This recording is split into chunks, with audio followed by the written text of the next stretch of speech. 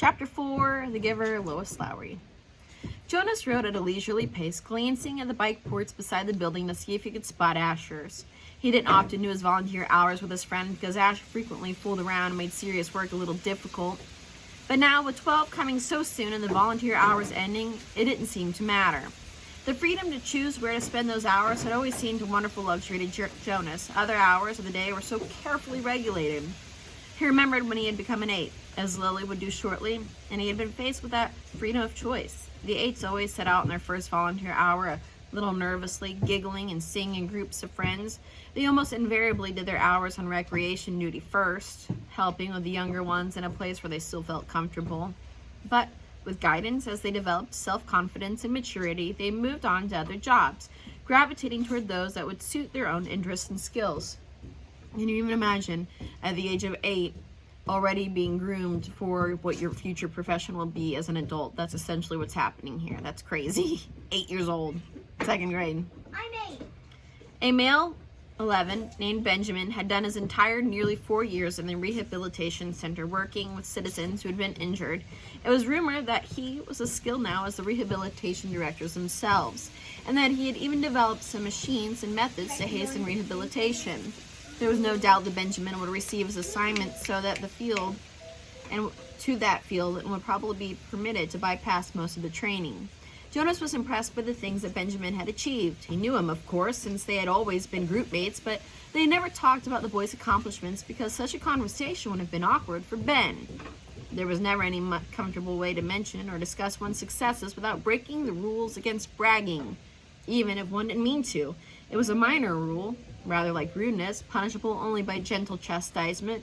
Still, better to steer clear of an occasion governed by which a rule would be so easy to break. The area of dwellings behind him, Jonas rode past the community structures, hoping to spot Asher's bicycle parked beside one of the small factories or office buildings. He passed the child care center where Lily stayed after school and the play area surrounding it.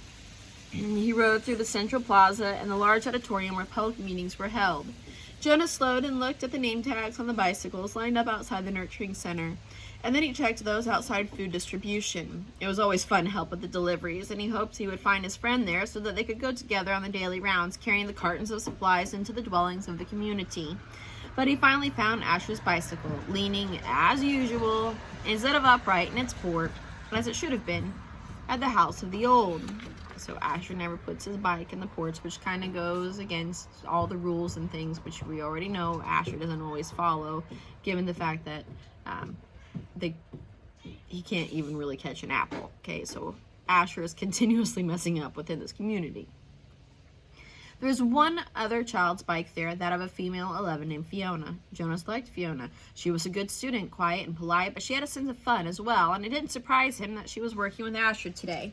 He parked his bicycle neatly in the port beside her and entered. "Hello, Jonas," the attendant at the front desk said. She handed him the sign-up sheet and stamped her own official seal beside his signature. All of his volunteer hours would be carefully tabulated at the Hall of Open Records. Once long ago, it was whispered among the children, and 11 had arrived at the ceremony of 12 only to hear a public announcement that he had not completed the required number of volunteer hours and would not, therefore, be given his assignment. He had been permitted an additional month in which to complete the hours and then given his assignment privately, with no applause, no celebration, a disgrace that had clouded his entire future. "It's good to see some volunteers here today," the attendant told him. "We celebrated a release this morning, and that always throws the schedule off a little, so things get backed up." She looked at the printed sheet. "Let's see, Asher and Fiona are helping in the bathing room. Why don't you join them there? You know where it is, don't you?" Jonas nodded, thanked her, and walked down the long hallway. He glanced into the rooms on either side.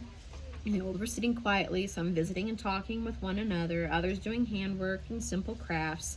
A few were still asleep. Each room was comfortably furnished, the floors covered with thick carpeting. It was serene and slow-paced place, unlike the busy centers of manufacture and distribution, where the daily work of the community occurred. Jonas was glad that he had, over the years, chosen to do his hours in a variety of places so that he could experience the differences. So essentially, the House of Old is like a retirement center. So I'm sure the majority of you guys have been somewhere similar to that. So that's what I see in my brain whenever I'm visualizing where Jonas is at the moment.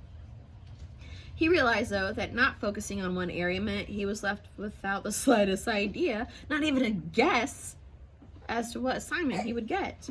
He laughed softly, thinking about the ceremony again, Jonas, he teased himself, but he suspected that with the date so near, probably all his friends were too. He passed a caretaker, walking slowly with one of the old in the hall. "Hello, Jonas," the young uniformed man said, smiling pleasantly. The woman beside him, whose arm he held, was hunched over as she shuffled along in her soft slippers. She looked toward Jonas and she smiled, but her dark eyes were clouded and blank. He realized that she was blind. He entered the bathing rooms with its warm, moist air and scent of cleansing lotions. He removed his tunic, hung it carefully on the wall hook, and put on the volunteer smock that was folded on a shelf. "Hi, Jonas," Asher called from the center where he was kneeling beside a tub. Jonas saw Fiona nearby at a different tub. She looked up at him and smiled, but she was busy gently washing a man who lay in the warm water. Okay, so for us, that's a little different in our cultures, okay? So typically in our culture, we have nurses and things like that get paid to wash our elderly. And in this case, it's kind of seen as volunteer hours where you serve those that are older than you. And these 3 kids have chosen to do that today. All communities and cultures handle nudity or the revealment of skin a little bit differently than others, okay? So this might sound weird to us. It's just different. Not wrong, just different. Jonas greeted them and the caretaking attendants that worked nearby, and then he went to the row of padded lounging chairs where others of the old were waiting. He had worked there before. He knew what to do. "Your turn, Larissa," he said, reading the name tag on the woman's robe. "I'll just start the water and then help you up." He pressed the button on the nearby empty tub, watched as the warm water flowed in through the many small openings on the sides. The tub would be filled in a minute and the water flow would stop automatically. He helped the woman from the chair, led her to the tub, removed her robe, steadied her with his hand on her arm, and he stepped in and she lowered herself. She leaned back and sighed with pleasure, her head on a soft, cushioned headrest. "Are you comfortable?" he asked her, and she nodded, her eyes closed. Jonas squeezed the cleansing lotion onto the clean sponge at the edge of the tub and began to wash her frail body. Last night, he had watched as his father bathed the new child. This was much the same: fragile skin, the soothing water, the gentle motion of his hands, slippery with soap. The relaxed, peaceful smile on the woman's face reminded him of Gabriel being bathed too. And the nakedness. It was against the rules for children or adults to look at another's nakedness, but the rule did not apply to new children or to the old. Jonas was glad. It was a nuisance to keep oneself covered while changing for games, and the required apology if one had by mistake glimpsed another's body in an awkward way. He couldn't see why it was even necessary. He liked the feeling of safety here in this warm and quiet room. He liked the expression of trust on a woman's face as she lay in the water, unprotected, exposed, and free. From the corner of his eye, he could see his friend Fiona help the old man from the tub and tenderly pat his thin, naked body dry with an absorbent cloth. She helped him into his robe. Jonas thought Larissa had drifted into sleep, as the old often did, and he was careful to keep his motion steady and gentle so he would not wake her. He was surprised when she spoke, her eyes still closed. "This morning we celebrated the release of Roberto," she said. "It was wonderful." "I know Roberto," Jonas said. "I helped with his feeding the last time I was here just a few weeks ago. He was a very interesting old man." Larissa opened her eyes happily. "They told his whole life before they released him. They always do, but to be honest," she looked with a mischievous look, "some of the tellings are a little boring. I've even seen some of the old fall asleep during tellings, when they really said no recently." Did you know Edna?" Jonas shook his head. He couldn't recall anyone named Edna.